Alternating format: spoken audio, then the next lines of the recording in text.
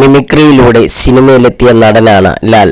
Ramji Rao speaking എന്ന ചിത്രം സിദ്ദിഖുമൊത്ത് സംവിധാനം ചെയ്ത ലാൽ അഭിനയത്തിലും നിർമ്മാണത്തിലും തന്റെ കയ്യൊപ്പ് ചാർത്തിയിട്ടുണ്ട്. സിദ്ദിഖുമായി പിരിഞ്ഞ ശേഷം അദ്ദേഹം two Harinagar, in ghost house inn എന്നീ ഹിറ്റുകൾ ഒരുക്കി. ജയരാജ് സംവിധാനം ചെയ്ത കളിയാട്ടം എന്ന സിനിമയിലാണ് ലാൽ ആദ്യമായി ശ്രദ്ധേയമായ കഥാപാത്രത്തെ അവതരിപ്പിക്കുന്നത്. നടൻ മുരളിയായിരുന്നു ആ സിനിമയിൽ ആദ്യം അഭിനയിക്കേണ്ടത്.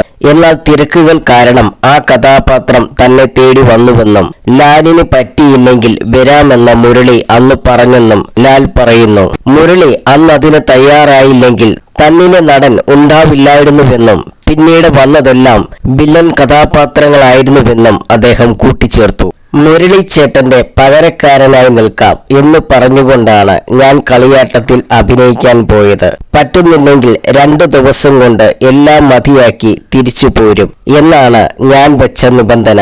മുരളിയുമായി ജയരാജ് ഇത് സംസാരിച്ചപ്പോൾ ലാലിന് പറ്റിയില്ലെങ്കിൽ ഞാൻ വരും എന്ന് പറഞ്ഞു. അദ്ദേഹം അന്ന് അതിന് തയ്യാറായില്ലെങ്കിൽ ലാൽ എന്ന നടൻ ഉണ്ടാകുമായിരുന്നില്ല. കളിയാട്ടം ആദ്യത്തെയും അവസാനത്തെയും സിനിമ എന്ന രീതിയിലാണ് ഞാൻ അഭിനയിച്ചത്. ചിത്രത്തിന്റെ പ്രിവ്യൂ ഷോ തിരുവനന്തപുരത്തായിരുന്നു. അപ്പനൊക്കെ കൂട്ടിയാണ് ഞാൻ പോയത്. അപ്പൻ പിറകിലെ സീറ്റിലും ഞാൻ കുറെ മുന്നിലുമായി ഇരുന്നു. പടം കഴിഞ്ഞപ്പോൾ പിറകിലൂടെ വന്ന അപ്പൻ മുതുകിലൊരു തട്ടു തട്ടി ഇറങ്ങിപ്പോയി. കലക്കിയട എന്നാണ് അന്ന് അപ്പൻ പറയാതെ പറഞ്ഞത്. അതോടെ അഭിനയം കൊള്ളാമല്ലോ എന്ന തോന്നൽ വന്നു.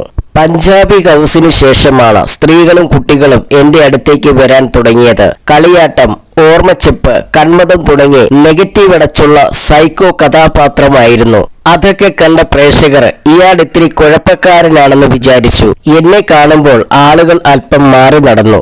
എന്നാൽ പഞ്ചാബി ഹൗസ് കണ്ടതോടെ ഇതെന്റെ ചേട്ടനാണെന്നൊരു ഭാവം പ്രേക്ഷകരിൽ വന്നു. ഇതുപോലൊരു ചേട്ടനുണ്ടായിരുന്നെങ്കിൽ എന്ന് പല പെൺകുട്ടികളും പറഞ്ഞു. അതോടെ വില്ലൻ വേഷങ്ങൾ വേണ്ടെന്ന് തീരുമാനിച്ചു. ലാൽ പറഞ്ഞു.